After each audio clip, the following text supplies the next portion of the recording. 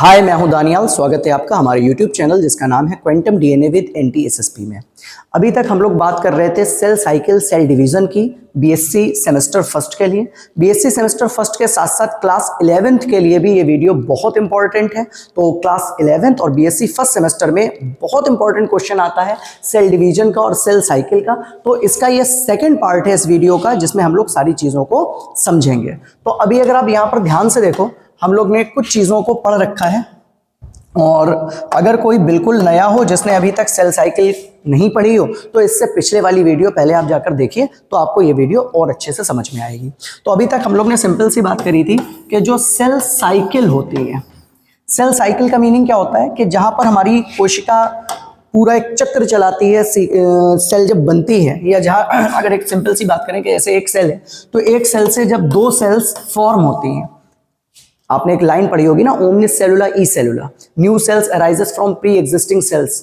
नई सेल्स का निर्माण पुरानी सेल्स से होता है। तो ये जो पुरानी सेल थी इससे ही तो ये दो नई सेल्स बनी होंगी। तो जब ये दो नई सेल्स बनी होंगी तो कुछ पहले प्रोसेस होती है तभी सेल डिवाइड होती है। तो इसको हम लोग ने, अगर आपको याद हो, कल इस तरीके से पढ़ा था कि ये सेल साइकिल दो टाइप से होती है। पहली कौन सी होती है? इंटरफेज। इंटरफेज वो अवस्था होती है जिसमें सेल अपने आप को प्रिपेयर करती है। किसके लिए प्रिपेयर करती है? ग्रोथ के लिए। और फिर यहाँ पर कितने तीन पार्ट्स हो जाते हैं और उन तीन पार्ट्स के अंदर क्या क्या होता है कि सबसे पहले होता है G1, फिर होता है हमारा S, और फिर कौन सी होती है हमारी G2 फेज। G1 और G2 फेज में ग्रोथ होती है और S फेज में क्या होता है? डीएनए का सिंथेसिस होता है। ये था जनरली। तो जब ये इंटरफेस कंप्लीट हो जाती है तब हमारी सेल फिर डिवाइड करती है। तो इंटरफेस को पहले रेस्टिंग फेज भी कहते थे, बाद में पता चला कि नहीं, ये तो बहुत इंपॉर्टेंट है क्योंकि इसमें ग्रोथ वगैरह मेन काम होने हैं। तो दूसरी हमारी जो फेज होती है उसको कहते हैं हम लोग एम फेज। अब एम फेज जो है यही हमारी मेन सेल डिवीजन है। यहाँ पर कोशिका विभाजित होगी। अभी तक वो अपने आप को प्रिपेयर कर रही थी, अब वो अपने आप को दो पार्ट्स में डिवाइड करेगी। अब एम से दोनों हो सकते हैं, या तो एम स्टैंड फॉर माइटोसिस हो सकता है या एम स्टैंड फॉर मियोसिस। तो या तो ये माइटोसिस हो करेगी या ये मियोसिस करेगी। आज के क्लास में हम लोग सिर्फ बात करेंगे माइटोसिस की कि किस तरह से माइटोसिस होता है। ठीक है, तो माइटोसिस के ऊपर एक आपका लॉन्ग क्वेश्चन आता है, मियोसिस के ऊपर भी आपका लॉन्ग क्वेश्चन आता है और पूरा सेल साइकिल के ऊपर भी आपका लॉन्ग क्वेश्चन बनता है। तो माइटोसिस को हिंदी में क्या कहते हैं? समसूत्री। और मियोसिस को क्या कहते हैं? अर्धसूत्री। मियोसिस में क्रोमोसोम का नंबर क्या हो जाता है? आधा हो जाता है। माइटोसिस में क्रोमोसोम का नंबर उतना ही रहता है जितना वो पहले से अपने अंदर क्रोमोसोम बनाकर रखते हैं। तो अभी यहाँ पर देखो, ये स्टार्ट कर रहे हैं हम लोग माइटोसिस। कंप्लीट नोट्स हैं ये, तो आप इसको ध्यान से समझिएगा एक एक चीज को, तो बहुत आराम से आप क्वेश्चन को कर लोगे। ठीक है, तो समसूत्री विभाजन में माइटोसिस में हम लोग से कहा गया, माइटोसिस को क्या कहते हैं? Equational division. इक्वेशनल डिवीजन का मतलब क्या होता है? जहां पर नंबर ऑफ क्रोमोसोम कैसे रहते हैं? सेम रहते हैं। जहां पर क्रोमोसोम की संख्या में कोई दिक्कत नहीं होती, जितने क्रोमोसोम्स हैं उतने ही क्रोमोसोम्स बनने वाली सेल्स के अंदर रहते हैं। जैसे सपोज करो एक ये सेल थी, इसके अंदर 46 क्रोमोसोम थे। जब ये डिवाइड होकर दो सेल बनाएगी तो इसके अंदर भी 46 और इसके अंदर भी 46। फिर तुम इसे अगर डिवाइड कर दोगे, फिर डिवाइड होगी, फिर भी 46। जितनी बार डिवाइड होगी क्रोमोसोम नंबर चेंज नहीं होंगे। जितने पहले पेरेंटल सेल में थे उतने ही अगली जनरेशन की सेल में उसके अंदर रहेंगे। तो ये क्या हो गई? ये तो हम लोग की हो गई समसूत्री विभाजन या माइटोसिस। तो माइटोसिस क्या है? माइटोसिस वो सेल डिवीजन है जिसमें एक डिप्लॉइड का मतलब क्या होता है? जिसमें डबल नंबर ऑफ क्रोमोसोम्स होते हैं, जिसमें डिप्लॉइड या 2n मदर सेल डिवाइड होकर दो जेनेटिकली आइडेंटिकल, जेनेटिकली मतलब जो उनका क्रोमोसोम नंबर है जेनेटिक्स लेवल पर, ठीक है, तो जेनेटिकली आइडेंटिकल का मतलब होता है सेम, बिल्कुल समान। डिप्लॉइड क्यों? क्योंकि जब पेरेंटल सेल डिप्लॉइड थी तो जो डॉटर सेल बन रही है वो भी कैसी होगी? डिप्लॉइड। डॉटर सेल्स का निर्माण करती है, डॉटर सेल्स बनाती है। ठीक है, इसे क्या कहते हैं? इक्वेशनल डिवीजन भी कहते हैं। इक्वेशनल क्यों? क्योंकि यहाँ पर इक्वल नंबर ऑफ क्रोमोसोम बनते हैं। इक्वेशनल को हिंदी में समसूत्री ही कहते हैं, क्योंकि इनमें गुणसूत्रों मतलब क्रोमोसोम की संख्या जो है वो समान रहती है। जितना पेरेंट सेल के अंदर थे, मदर सेल में थे, उतना ही डॉटर सेल के अंदर रहते हैं। क्या ये बात आपको समझ में आ गई? यहां तक कोई दिक्कत नहीं? आगे बढ़िए। अब आगे इसको ध्यान रखिएगा कि ये होता कहाँ है? Where does it occurs? ठीक है, कहाँ होती है पूरी हमारी माइटोसिस या हमारी मियोसिस, और माइटोसिस होते टाइम जब माइटोसिस बॉडी के अंदर होती है तो क्या क्या काम होता है, किन सेल्स में माइटोसिस की जरूरत होती है। तो ये सिंपल सी हमारी सोमेटिक या कायिक कोशिकाओं में होती है। सोमेटिक कोशिकाएं कौन सी होती है, देखो हमारी बॉडी में दो टाइप की सेल्स होती हैं, ठीक है, हमारी बॉडी में दो टाइप की सेल्स होती हैं। एक होती है आपकी वेजिटेटिव सेल, जिसको ही हम लोग सोमेटिक कहते हैं। ये सिंपल सी वो सारी सेल्स हैं आपकी बॉडी की जिससे आपकी बॉडी बनी है। और दूसरी होती है आपकी सेक्स सेल, जिनको आप जर्म सेल कहते हो। जो सेक्स सेल है वो सिर्फ आपके स्पर्म और आपका ओवा, अगर आप मेल हो तो स्पर्म, फीमेल हो तो आपके अंदर ओवा, वो सिर्फ सेक्स सेल्स होती हैं। तो सेक्स सेल को छोड़कर, सेक्स सेल्स में क्या होता है, मियोसिस होता है, इसको छोड़कर इसकी बात नहीं हो रही। मियोसिस के अलावा जितनी भी आपकी बॉडी के अंदर सेल्स होती हैं वो सब क्या कहलाती हैं, वेजिटेटिव सेल। तो आपकी जितनी वेजिटेटिव या सोमेटिक, या हिंदी में अगर शुद्ध हिंदी में इसको कायिक बोलते हैं, ठीक है, तो जितनी आपकी कायिक कोशिकाएं हैं उन सब में क्या होता है, हमारा माइटोसिस होता है। ठीक है, जितनी भी बॉडी की सेल्स हैं आपकी A to Z, वो सारी सेल्स सोमेटिक हैं, सिर्फ हमारी सेक्स सेल्स को छोड़कर। तो सेक्स सेल्स में मियोसिस होगा, बाकी सारी सेल्स में माइटोसिस होगा। माइटोसिस हमारी वेजिटेटिव सेल्स में होगा। तो ये सोमेटिक सेल्स में होता है। जैसे कि अब दो चार आप एग्जांपल दो, जैसे बॉडी में क्या क्या एग्जांपल दोगे, स्किन हो गई, लिवर हो गया, रूट टिप सेल्स हो गई, जड़ें पेड़ की, या स्टेम सेल्स हो गई, या हमारी बॉडी का कोई भी आपका पार्ट है, सारी सेल्स सिर्फ आपके स्पर्म को और ओवा को, सेक्स सेल्स को छोड़कर बाकी सब में क्या होगा, माइटोसिस होगा। ठीक है, सिग्निफिकेंस क्या है, फायदा क्या मिलता है हम लोग को इससे, तो सबसे पहला मेन काम क्या है भाई, ग्रोथ का। अगर हमारी ये माइटोसिस नहीं होता, माइटोसिस आपकी जनरल जितनी आपकी बॉडी के अंदर सेल्स है सब में हो रहा है, तो अगर माइटोसिस नहीं होता तो हमारी बॉडी की ग्रोथ ही नहीं होती। आप जब पैदा हुए थे, कल भी ये चीज बात हुई थी, आप बहुत छोटे थे ना, तो आपके अंदर नंबर ऑफ सेल्स कम था। जैसे जैसे आप बड़े हुए आपके अंदर नंबर ऑफ सेल्स बढ़ रहा है। तो नंबर ऑफ सेल्स बढ़ कैसे रहा है कि भाई माइटोसिस हो रहा है ना लगातार, एक सेल से दूसरी सेल, दूसरी सेल से चौथी सेल, लगातार सेल्स बने जा रही है, तो आपका ऐसे करके बॉडी डिवाइड हो रही है, और उस डिवाइड होने से आपके अंदर मल्टीप्लीकेशन हो रहा है। बायोलॉजी एक ऐसा सब्जेक्ट है भाई जहां पर सेल के डिवाइड होना और सेल का मल्टीप्लाई होना सेम ही बात है। ठीक है, मैथ्स वाले ज्यादा बुद्धि ना लगाएं, क्या डिवाइड अलग है, मल्टीप्लाई अलग है। तो ग्रोथ होना, मल्टी सेलुलर ऑर्गेनिज्म की ग्रोथ के लिए, रिपेयर के लिए या रिप्लेसमेंट के लिए जितनी भी आपकी बॉडी के अंदर जो पहले से सेल्स हैं, आप सपोज करो कोई आपकी सेल डैमेज हो गई या आपका कोई टिश्यू डैमेज हो गया, तो उसको रिपेयर, कभी चोट लग जाती है आपके, आप देखो आपके कभी यहाँ पर सपोज करो चोट लग गई, और उस चोट लगने में सपोज करो ये मेरा हाथ है, और इस हाथ पे अगर चोट लग गई तो चोट लगने पर क्या होता है, ऐसे करके हम लोग देखते हैं जख्म हो जाता है।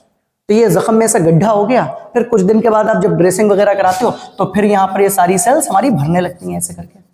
तो ये नई सेल्स कहाँ से आ रही, नई सेल्स आ तो माइटोसिस से ही रही होंगी। तो ये जितने भी आपकी बॉडी में कोई रप्चर हो गया, कोई चोट लग गई, तो उसको डैमेज को रिपेयर करने के लिए, ठीक है, नई सेल्स बनती हैं और ओल्ड सेल्स को रिप्लेस करा जाता है। पुरानी जितनी भी सेल्स होती हैं वो लगातार हमारी बॉडी से क्या होती हैं, डेथ होती है। एक प्रोसेस है जिसको कहते हैं एपोप्टोसिस। ये short question BSc first semester में एपोप्टोसिस के नाम से बहुत पूछा जाता है, जिसको सेलुलर डेथ भी कहते हैं। तो आपकी जितनी भी पुरानी सेल्स हैं उनकी लगातार डेथ होती ही रहती है। अब जब लगातार पुरानी सेल्स की डेथ होती है तो नई सेल्स बनेंगी किससे, ये माइटोसिस से नई सेल्स बनती रहती हैं। पुरानी सेल्स खत्म होंगी, नई सेल्स बन जाएंगी, पुरानी सेल्स खत्म होंगी, नई सेल्स बन जाएंगी। और दोनों प्रोसेस जरूरी है, एपोप्टोसिस भी जरूरी है, पुरानी सेल्स की डेथ भी जरूरी है, और नई सेल्स का बनना भी जरूरी है। क्या इतनी बात आपको समझ में आ गई? इसके बाद में आगे हम लोग को देखना है कि स्टेजेस क्या क्या होती हैं। स्टेजेस का मतलब क्या है कि जब हमारी माइटोसिस चलती है तो माइटोसिस में कौन कौन सी स्टेजेस होती हैं। हम यहाँ से मेन माइटोसिस की मैकेनिज्म हम लोग को समझना है। आइए देखो, जब भी माइटोसिस होगी, अब सिर्फ माइटोसिस की बात कर रहे हैं हम लोग, ठीक है, तो यहाँ पर दो स्टेजेस में माइटोसिस निपटेगी। पहली स्टेज कौन सी होगी, कैरियोकाइनेसिस। दूसरी स्टेज कौन सी होगी हमारी, साइटोकाइनेसिस। कैरियोकाइनेसिस में क्या है, कैरियोकाइनेसिस में आपका केंद्रक विभाजन होगा, मतलब जो न्यूक्लियस है आपका वो डिवाइड होगा। और साइटोकाइनेसिस में आपका जो सेल का साइटोप्लाज्म है या जो सेल है वो डिवाइड होगी। ठीक है, तो साइटोकाइनेसिस कोई दिक्कत वाली बात नहीं, सेल बहुत आराम से डिवाइड हो जाती है। मेन जो प्रॉब्लम फंसती है वो कहां पर फंसती है, कैरियोकाइनेसिस में। क्यों कैरियोकाइनेसिस में, क्योंकि कैरियोकाइनेसिस थोड़ा सा लंबी प्रोसेस है, और कैरियोकाइनेसिस में न्यूक्लियस के डिवाइड होने से पहले क्रोमोसोम्स का अरेंजमेंट इंपॉर्टेंट है, तो वो चीज हमारी कैरियोकाइनेसिस में आएगी। अब कैरियोकाइनेसिस जो है ये 4 स्टेप में पूरी होगी। कैरियोकाइनेसिस कितने स्टेप में पूरी होगी? 4 फेज में। कौन कौन से 4 फेजेस हैं? Prophase, metaphase, anaphase, telophase. कौन कौन सी 4 अवस्थाएं हैं? जल्दी से बोलो। पहली कौन सी है? प्रोफेज, फिर कौन सी है? मेटाफेज, फिर कौन सी है? एनाफेज, फिर कौन सी है? टीलोफेज। अगर आपको ये इतनी समझ में आ गया हो तो कोई भी आगे दिक्कत नहीं होगी। तो अभी यहां पर देख लो स्टेजेस। माइटोसिस को कैरियोकाइनेसिस, केंद्रक विभाजन, और साइटोकाइनेसिस, कोशिका द्रव्य विभाजन में बांटा जाता है। यही तो हमने भी करा। माइटोसिस को एक कैरियोकाइनेसिस और एक साइटोकाइनेसिस में बांटा, कोई बड़ी बात नहीं है। कैरियोकाइनेसिस की 4 स्टेजेस होती हैं। अब कैरियोकाइनेसिस की 4 स्टेजेस कौन कौन सी हैं? Prophase, metaphase, anaphase, telophase. Karyokinesis में आपकी 4 स्टेजेस आती हैं, ये बात आपको ध्यान रखनी है। क्या कोई ऐसा जिसको अभी तक नहीं समझ में आया हो कि हमारी जो कैरियोकाइनेसिस है उसमें कौन कौन से स्टेजेस हैं? अगर नहीं समझ में आया फिर से एक बार बोल लो। कौन सी होती है? प्रोफेज, फिर मेटाफेज, फिर एनाफेज, और फिर टीलोफेज। ठीक है, 4 स्टेजेस हैं। कौन कौन सी? Prophase, metaphase, anaphase, telophase. एक एक को हम लोग डायग्रामेटिकली समझेंगे और सारी चीजों को एक एक स्टेज को हम लोग ध्यान से देखेंगे। देखो सबसे पहली आई प्रोफेज, जिसको पूर्वावस्था कहते हैं। मत कहना मेरा भाई हिंदी में कसम है तुम्हें मेरी। तो इसमें सबसे पहला क्या होता है? क्रोमैटिन कंडेंसेशन होता है। मतलब क्रोमैटिन मटेरियल जितना होता है वो कंडेंस होकर डिस्टिंक्ट क्रोमोसोम्स बनाते हैं। इतनी बात समझ में आई? नहीं आई? अभी डायग्राम से समझोगे। हर क्रोमोसोम में 2 सिस्टर क्रोमेटिड होते हैं जो सेंट्रोमियर पर जुड़े होते हैं। क्या मतलब हुआ इस पूरी चीज का? देखो यार, अभी पूरी प्रोसेस को हम 2 डायग्राम्स में समझेंगे। जैसे ये सपोज करो हमारी प्रोसेस की स्टार्टिंग हो रही है, तो ये हमारी पूरी सेल है और इस सेल के ऊपर ये ऐसा करके सेलुलर मेम्ब्रेन है, सॉरी न्यूक्लियर मेम्ब्रेन। ये सेल है, ये सपोज करो ये क्या अंदर का न्यूक्लियस है। अब सबसे पहले क्या होगा? Chromatin condensation. पहले तो जितने भी क्रोमोसोम्स होते हैं, मतलब जितना भी डीएनए होता है, वो सारा डीएनए इसके अंदर ऐसे इस तरीके से अरेंजमेंट में उलझा हुआ होता है। थोड़ी देर के बाद, प्रोफेज में ही बात कर रहे हैं, ये अर्ली प्रोफेज और लेट प्रोफेज में, थोड़ी देर के बाद क्या होगा कि जितना भी हमारा न्यूक्लियस की मेम्ब्रेन है, वो न्यूक्लियस की मेम्ब्रेन क्या होगी? टूटने लगेगी, रैप्चर होने लगेगी। अब न्यूक्लियस की मेम्ब्रेन सपोज करो क्या हो गई? ब्रेक हो गई।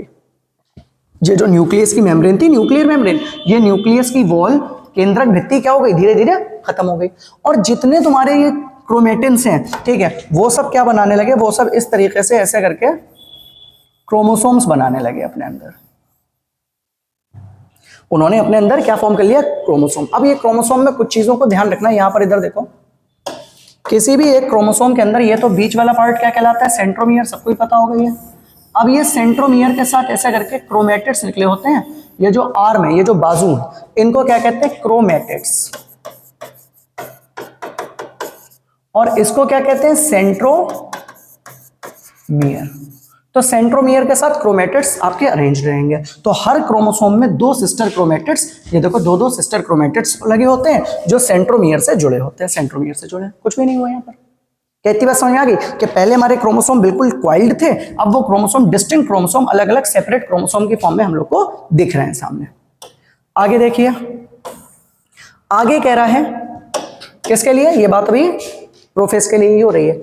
सेंट्रियोल जो इंटरफेज में डुप्लीकेट हुए थे, अपोजिट पोल्स की ओर मूव करना शुरू कर देते हैं। न्यूक्लियर मेम्ब्रेन या न्यूक्लियस का जो आवरण है और न्यूक्लियोलस है वो डिसअपीयर, मतलब खत्म होने लगते हैं। तो यही बात तो हम लोग ने करी थी भी कि न्यूक्लियस की मेम्ब्रेन खत्म हो जाएगी। सेंट्रियोल की बात हमारी नहीं हुई आपसे। आओ देखो जरा सेंट्रियोल में क्या हुआ, फिर से समझो। जब हमारी प्रोसेस स्टार्ट हुई, कौन सी? प्रोफेज। तो प्रोफेज में ये सपोज करो ये क्या थी? अंदर की हमारी न्यूक्लियर मेम्ब्रेन थी। देखो न्यूक्लियर मेम्ब्रेन क्या हो गई? टूटने लगी। क्लियर? क्रोमोसोम्स, जो आपके क्रोमोसोम्स बिल्कुल एकदम क्वाइल्ड क्रोमोसोम्स थे, वो सारे क्वाइल्ड होने के बाद में वो सही फॉर्मेट में इस तरीके से अपने गुणसूत्र के शेप में इस तरीके से सपोज करो आ गया। सपोज करो हम यहाँ पर जो सेल बना रहे हैं ना, आखिर तक जो बनाएंगे उसमें 4 क्रोमोसोम मान रहे हैं कि इसमें 4 क्रोमोसोम्स हैं। तो इस तरीके से इन्होंने अपने क्रोमोसोम्स बना लिए। इसके अलावा एक पार्ट होता है जिसका नाम होता है सेंट्रियोल। सपोज करो ये है सेंट्रियोल, ये सेंट्रियोल इंटरफेज में ही डिवाइड हो गया था और दो सेंट्रियोल बन गए थे यहां पर, एक ये सेंट्रियोल और एक ये सेंट्रियोल। अब ये दोनों सेंट्रियोल अपने अपने ध्रुवों की तरफ जाना स्टार्ट कर देंगे, ये वाला सेंट्रियोल इधर की तरफ आने लगेगा और ये तो ऊपर ही रहेगा, मतलब ये अपोजिट पोल्स पर चले जाएंगे और कुछ देर में हम लोग को देखने को मिलेगा कि एक सेंट्रियोल ऊपर चला गया और एक सेंट्रियोल नीचे आ गया। यही तो बात हो रही है कि सेंट्रियोल जो इंटरफेज में डुप्लीकेट हुए थे अपोजिट पोल्स की तरफ मूव करना शुरू कर देते हैं, एक सेंट्रियोल इधर नीचे आने लगेगा, एक ऊपर की तरफ आएगा। क्या इतनी बात आपको समझ में आ गई? बस इतना सा काम होता है किसमें, प्रोफेज में। आओ अब देखो अगला जो हमारा आया वो कौन सा है, हमारा मेटाफेज। ठीक है, मेटाफेज में थोड़ी सी चीजें चेंज रहेंगी। मेटाफेज में देखो, आओ मेटाफेज किधर गया, मेटाफेज कहां गई, ये आई, यहां से मेटाफेज।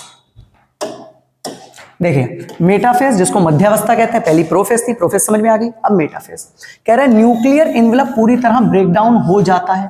प्रोफेज में आपने न्यूक्लियस को तोड़ना स्टार्ट करा था, यहां पर आपका न्यूक्लियस पूरी तरीके से क्या हो गया, ब्रेक हो गया, पूरी तरीके से न्यूक्लियस की जो मेम्ब्रेन थी वो खत्म हो गई। मेटाफेज और जितने भी क्रोमोसोम्स हैं, क्रोमोसोम सेल्स के इक्वेटर पर अलाइन हो जाते हैं और मेटाफेज प्लेट्स बना लेते हैं। स्पिंडल फाइबर क्रोमोसोम्स के काइनेटोफोर से अटैच्ड हो जाते हैं और ये स्टेज क्रोमोसोम्स की मॉर्फोलॉजी की स्टडी करने के लिए सबसे आसान है। ठीक है, बहुत अच्छी बात है ये। ठीक है, इसको आप थोड़ा ध्यान से समझो। अगर यहाँ पर देखो, इधर ये हमारी प्रोफेज थी, अभी आपको प्रोफेज याद होगी। प्रोफेज में क्या थी, न्यूक्लियर की वॉल आपने देखा था इस तरीके से ऐसे करके टूट रही थी। जो हमारे सेंट्रियोल्स थे, याद रखना सारी चीजें, जो सेंट्रियोल था एक इधर और एक सेंट्रियोल नीचे की तरफ मूव करने लगा था दूसरे पोल्स पर आने के लिए। क्रोमोसोम्स हमारे सारे इस तरीके से आकर अरेंज हो गए थे। सपोज करो इसके अंदर, इस सेल के अंदर कितने, 4 क्रोमोसोम है। ठीक, ये सारे क्रोमोसोम्स आ गए। तो ये कौन सी थी, ये थी हमारी प्रोफेज।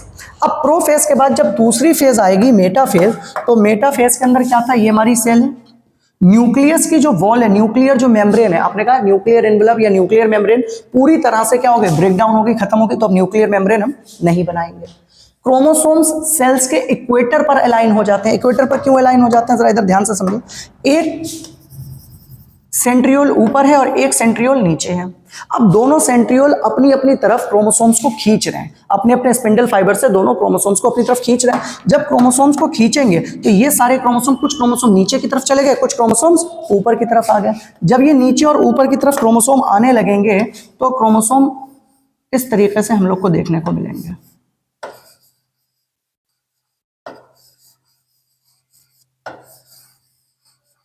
देख रहे हैं आपको, सारे क्रोमोसोम्स कहां गए, बीचों बीच में आ गए और इस लाइन को बोलेंगे हम लोग इक्वेटर।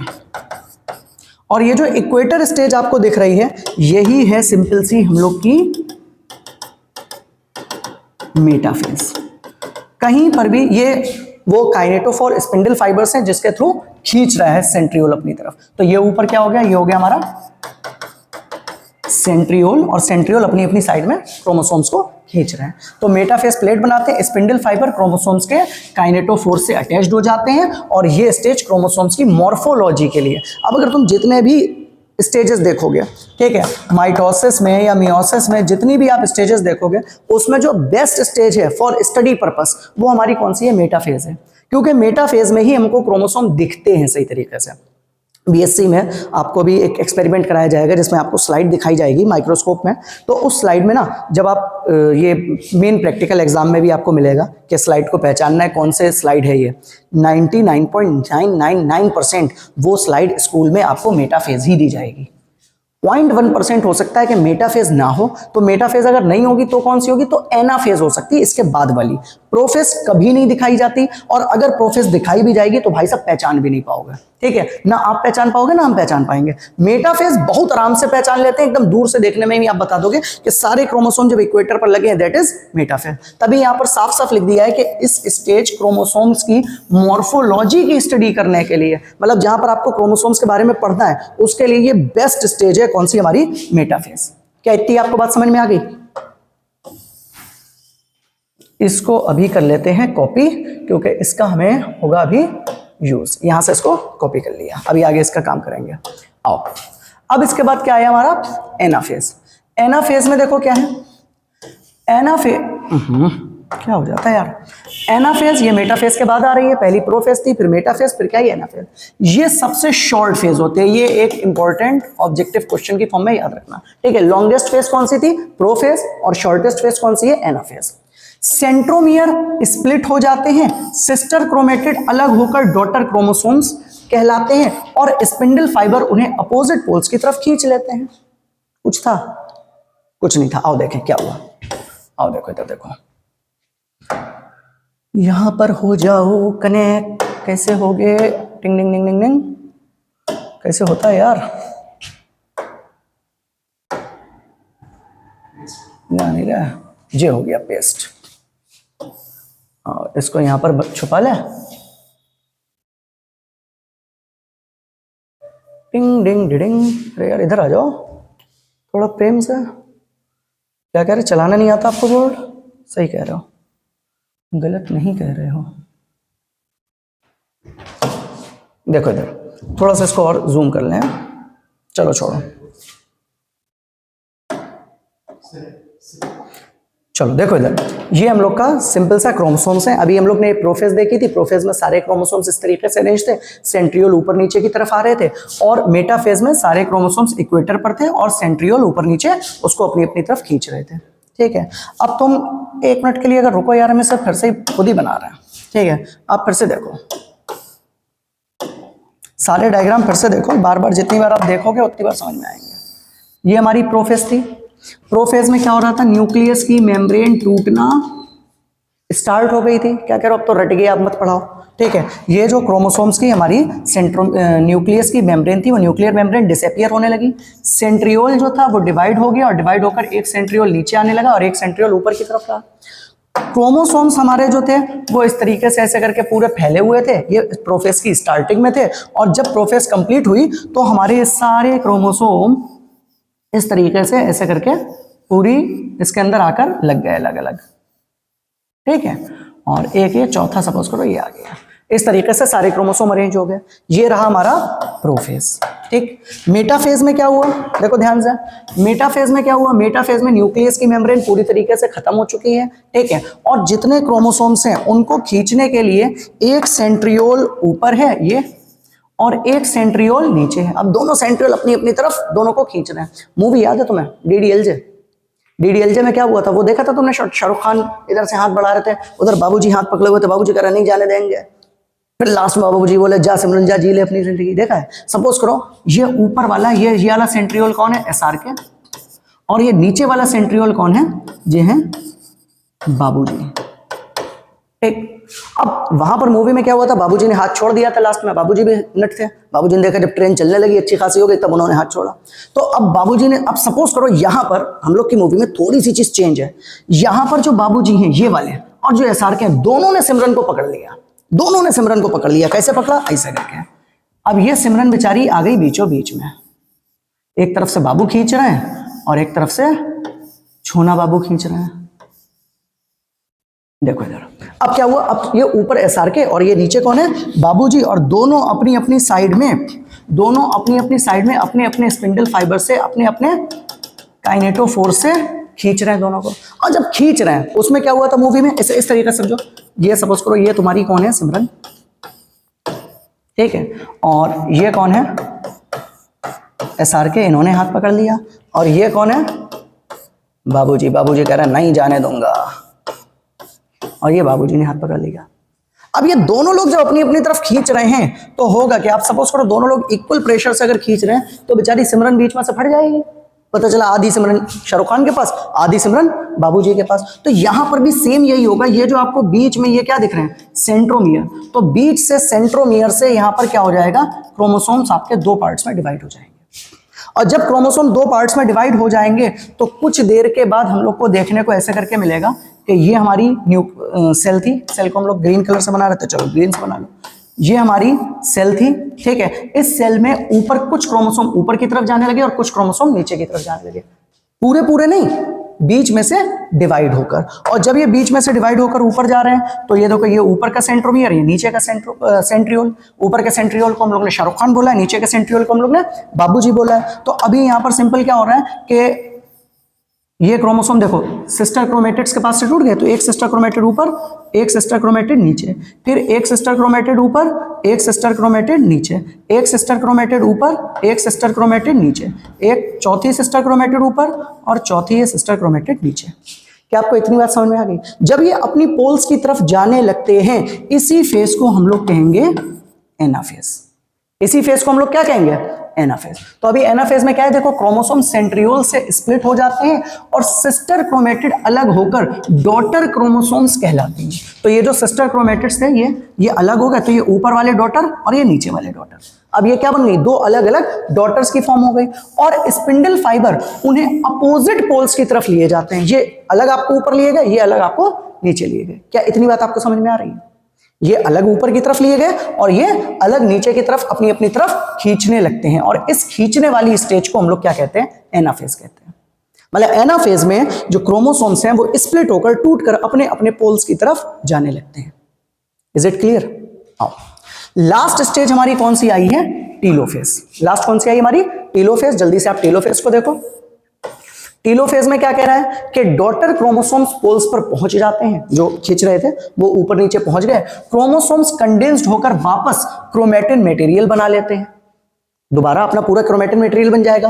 पोल्स पर क्रोमोसोम क्लस्टर के चारों ओर अपने न्यूक्लियर मेम्ब्रेन को, या जो न्यूक्लियस की एनवेलप आपने तोड़ी थी, कौन से में? प्रोफेज में जो तोड़ी थी, वो न्यूक्लियर एनवेलप फिर से डेवलप हो जाएगी और नए दो न्यूक्लियस बन जाएंगे। न्यूक्लियोलस, गोल्जी कॉम्प्लेक्स और एंडोप्लाज्मिक रेटिकुलम, ये जो सेल के अंदर के मटेरियल थे वो दोबारा फिर से डेवलप हो जाते हैं।